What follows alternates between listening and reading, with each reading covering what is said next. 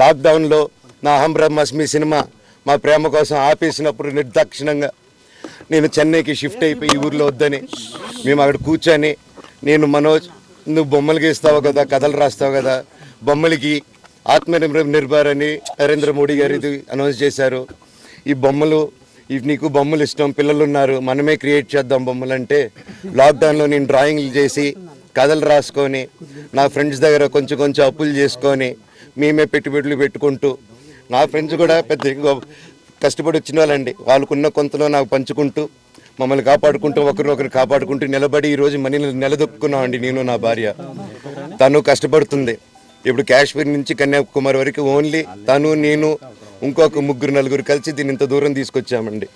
ఈరోజు నేను మళ్ళీ సినిమాలకు వచ్చేసాను. అందుకే ఈరోజు నేను నిలబడిపోతే ఇది నా పిల్లలకి చెప్పేది కరెక్ట్ కాదు, ఎవరికి కరెక్ట్ కాదు.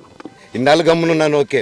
కాళ్ళల్లో భారం, వాపు లేదా అల్సర్ తో బాధపడుతున్నారా? ఇవి వెరికోస్ వెయిన్స్ లక్షణాలే. భారతదేశంలో number 1 varicose veins hospital Avis ను సంప్రదించండి. ఇప్పుడే మీ అపాయింట్మెంట్ ను బుక్ చేసుకోండి. కానీ వాళ్ళ నాన్న ఆస్తుల కోసం కొట్లాడుతున్నాడా, మంచి కోసం నిలబడుతున్నాడా అనేది ఈరోజు మీకు సాయంత్రం వచ్చిన ప్రూఫ్స్ అన్ని వదులుతాను. మా నాన్న మీద గన్ను పెట్టి కాల్చే వినయ్కి, మా అన్నకి సాయంత్రం ప్రతిదీ చెప్తాను. చెప్పాను కదండి వినయ్ అని మా అన్న విష్ణు అని. అవునండి, నన్ను హాజరుపరచమన్నారు, 10:30కి రమ్మన్నారు. మీరందరూ చూశారు. నాకు మొన్న ఫస్ట్ రోజు తగిలి బాగా నొప్పి వచ్చింది, మెడ, కాలు. 3 వారాల క్రితం ఫైట్లో నాకు మజిల్ టైర్ అయింది, గ్రేడ్ 1 టైర్ రైట్ లెగ్లో.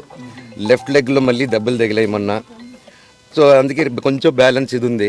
మందులు హెవీ మెడికేషన్ ఇచ్చారు, హెవీ ప్యాచ్ కూడా వేశారు నాకు. దానివల్లే కొంచెం నడుస్తున్నాను.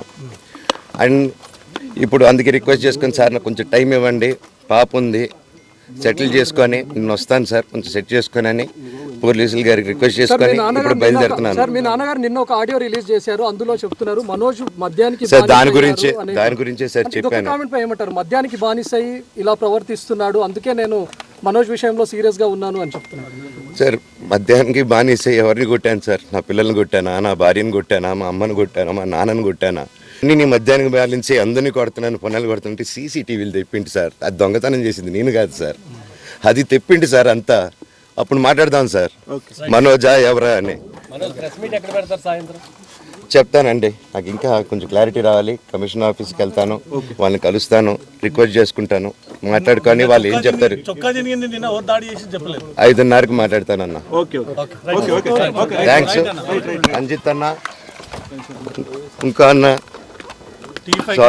సారీ అన్న, సూర్యం అన్న సారీ అన్న.